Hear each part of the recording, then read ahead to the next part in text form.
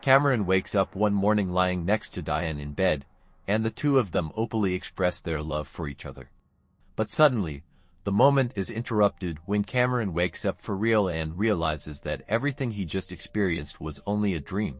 Later that day, Cameron's parents, Hunter and Carol, get into an argument about their son's future. Hunter believes that Cameron needs to start making serious decisions about his life, while Carol defends him and asks Hunter not to pressure him so much. At the ice cream shop where Cameron works, his assistant manager Lenny scolds him for arriving late and orders him to stay and close the shop that night. Cameron tries to explain that he has a date with Diane, but Lenny doesn't believe him at all, thinking there's no way someone like Cameron could be dating a girl like her. At the same time, a mysterious woman named Victoria moves into the neighboring house. Meanwhile, Cameron's coworker Liz is annoyed because she has to work the evening shift, and she also doubts that Cameron actually has a date with Diane. Cameron explains that he and Diane have known each other for years, and that when she came back to the city after college, he was the first person she contacted. After work, Cameron goes to Diane's house and sees her relaxing outside in a bikini. Suddenly, two bullies named Chad and Jason show up and accuse him of spying on her and secretly taking pictures. They grab his phone and throw it into the road, where it gets run over by a car. Diane comes out after hearing the commotion, and Cameron quickly explains that he wasn't spying on her. Even though his phone is destroyed, she believes him and orders the bullies to leave before Cameron heads back home. That same evening, Cameron accidentally looks through his neighbor's window and sees Victoria undressing. She immediately notices him, forcing him to hide. Later, during dinner, Hunter refuses to buy Cameron a new phone, saying that he should have stood up for himself against the bullies. Suddenly, the doorbell rings, and Cameron is shocked to see Victoria outside. But when he nervously opens the door, it turns out to be Diane instead. They go out together to a pizzeria, where Diane apologizes for what happened to his phone. When Cameron spots his friend Martin, he calls him over despite Diane asking him not to.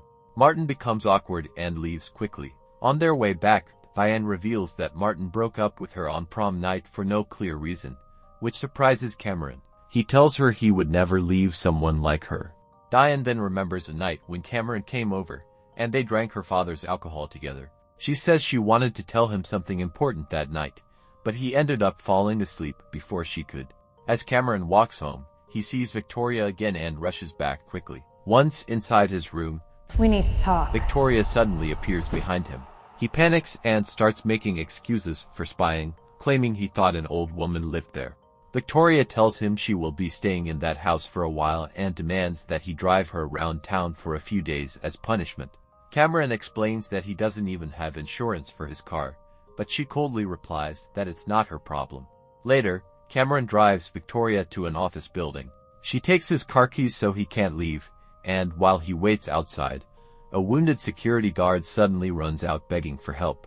Terrified, Cameron gets back into the car just in time to see Victoria attack and kill the guard brutally. At that moment, he realizes that she is a vampire. She calmly tells him that if he wants to stay alive, he has to keep driving her around, then kisses him before leaving. The next day, Hunter notices blood on the car. Victoria shows up and casually explains that it came from a deer that ran into the road. She even offers to pay for Cameron's insurance if he continues driving her, which Hunter sees as a good deal, much to Cameron's frustration. Later, Martin admits to Cameron that he broke up with Diane because he didn't know how to handle being with such a beautiful girl. He even asks Cameron to help him win her back. That night, Cameron waits in the car again while Victoria goes into another building. Shortly after, a dead body crashes onto the car, and Victoria returns covered in blood. Cameron is forced to clean everything up. Later that night, Victoria appears in Cameron's room and explains her story.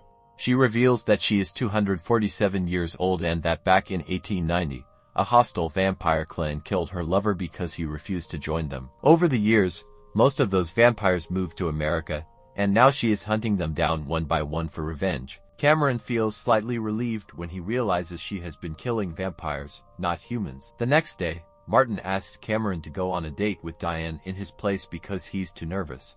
Later, Lenny is shocked to see Cameron actually talking comfortably with Diane. That evening, Victoria tells Cameron that she plans to eliminate one of her remaining enemies and then track down their leader. Despite her warning to stay in the car, Cameron follows her inside. When they encounter the enemy, a fight breaks out, and Cameron pretends to get shot to distract the attacker. This gives Victoria the chance to kill him. Afterward, Cameron admits he wasn't actually hurt and only acted to help. Before leaving, he asks Victoria to show up during Martin and Diane's date so he can have an excuse to join them. The next day, Liz invites Cameron to come watch her friend's band perform that night, but he politely refuses because he already has other plans. Later, during Martin and Diane's date, Cameron helps from a distance by feeding Martin lines to keep the conversation going and break the awkward silence. At one point, Cameron tells him to mention his dream of becoming a professional baseball player. Everything seems to be going well until Diane excuses herself to go to the restroom. At that moment, Victoria suddenly appears and calls Cameron outside. While they're alone, Cameron confesses to Victoria that he has been in love with Diane for many years, just like Martin. He explains that his plan is to let Diane spend time with Martin so she eventually realizes how boring he is and chooses him instead. Later that evening, Cameron shows Victoria the bullies who constantly pick on him. She intentionally provokes Chad into hitting Cameron, then teaches Cameron how to throw proper punches. With her guidance, Cameron gains confidence, walks up to Chad, and punches him hard in the ribs, leaving him in pain. After that, the bullies finally agree to leave him alone. However, Cameron hurts his wrist during the punch, so Victoria gives him a small bottle containing her blood, explaining that it can heal human injuries without turning him into a vampire. That night, while Cameron is dreaming about Diane again, Victoria appears in his bed and starts kissing him passionately, trying to make Diane jealous. Suddenly, Hunter walks in on them but quickly leaves in shock. Cameron stops Victoria, making it clear he doesn't want to betray Diane because he still hopes to be with her. The next morning, Hunter gives Cameron a knowing look at breakfast, clearly aware of what he saw. Later, Martin admits that the date didn't go well after Cameron left, and Cameron realizes things aren't working between them. Meanwhile, Victoria visits the clothing store where Diane works. Cameron also talks to Liz about his confusing love life and finally agrees to attend the concert that night. On his way there, Hunter gives him a pack of gum, but Cameron suddenly notices Diane entering Victoria's house. He immediately changes his mind and rushes back home instead of going to the concert, leaving Liz waiting for him. When Cameron peeks through the window, he is shocked to see Diane and Victoria kissing, and then the lights go off as they go to bed together. The next morning, he sees Diane leaving the house, followed by Victoria, who teasingly asks him if he enjoyed the show. Furious, Cameron says he refuses to keep working for her, but she grabs him aggressively and tells him they will finish what they started. Later, Cameron convinces Martin to ask Diane out again, promising to help him succeed this time. He then goes to Liz's cafe, where she slaps him for not showing up the previous night. After that, Cameron visits Diane at her workplace, where she tells him Martin has asked her out again. At home, Carol secretly gives Cameron a new phone but asks him not to tell Hunter. Cameron then sets up a plan where Martin wears an earpiece during the date so Cameron can guide him in real time. During the date, Cameron listens in as things go smoothly. Eventually, Diane gives Martin her car keys and lets him decide where to go. Cameron tells him to take her home, but Martin ignores him and drives to a secluded place instead. Worried, Cameron follows them and hides nearby. He then notices Diane secretly whispering into an earpiece and throwing it away, revealing that she knew about Cameron's plan all along. Suddenly, Diane bites Martin's neck, exposing her true nature as a vampire. Shocked and upset, Cameron goes to Liz's cafe, but she isn't there. Diane soon arrives, and Cameron is terrified, thinking she killed Martin. However, she opens the trunk of her car and shows that Martin is still alive.